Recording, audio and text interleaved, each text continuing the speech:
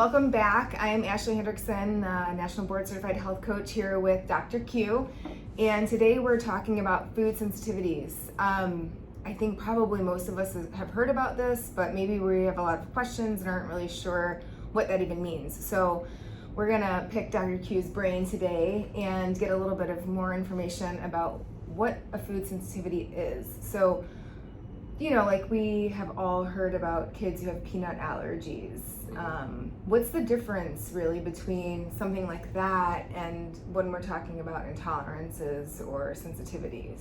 Sure, yeah, and it's a good point to bring up because a lot of my patients, they don't necessarily understand there's a difference between the three. So when we're identifying food triggers, we do have three main situations that we're trying to peel out. Allergy is kind of the traditional, what you mentioned, a peanut allergy is a great example. So these tend to be very fast acting. They happen within seconds to minutes. They tend to be more severe and can be life threatening. So an anaphylactic type reaction is the most severe situation. The allergy is also going to be mediated by what we refer to as an IgE antibody. So we have different types of antibodies in the immune system. So it is an immune response that's regulated by that particular antibody. So most people, when they're trying to identify these, they go to an allergist. They're going to have maybe a skin test. You can get IgE testing. This is a good way to figure out if this is potentially what one is dealing with.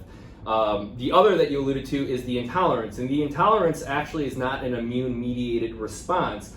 It's a reaction to the sugar in a particular food. So a great example is going to be lactose intolerance. So those patients don't have the right enzyme or enough of the enzyme lactase to help break down that sugar, and when the sugar leaves the stomach and gets into the small intestine, it can become fermented, and then this is where we start to get the symptoms of, you know, GI bloating, distension, stomach ache, diarrhea. So those are you know, what we tend to see with an intolerance there. You don't really need any testing per se for that. Pulling out the food and then noticing those symptoms going away is a good way to identify, you know, if we have, say, a lactose intolerance. Sure. And then lastly is the sensitivity, and this is the one in the functional medicine type world that I think, you know, what most people come in for looking, you know, for guidance on. The food sensitivity, it's a delayed response, so unlike the allergy, which is very fast acting, this one can actually present, you know, hours to days later. So it could be very hard to pin down for somebody. So you might eat something on Monday and have a response on Wednesday, and you're not going to make the connection there. Sure. So those are also an immune-mediated response. Those are going to be run by primarily IgG antibodies. So that's what we're looking for if we were to run some sort of a test like a food sensitivity panel.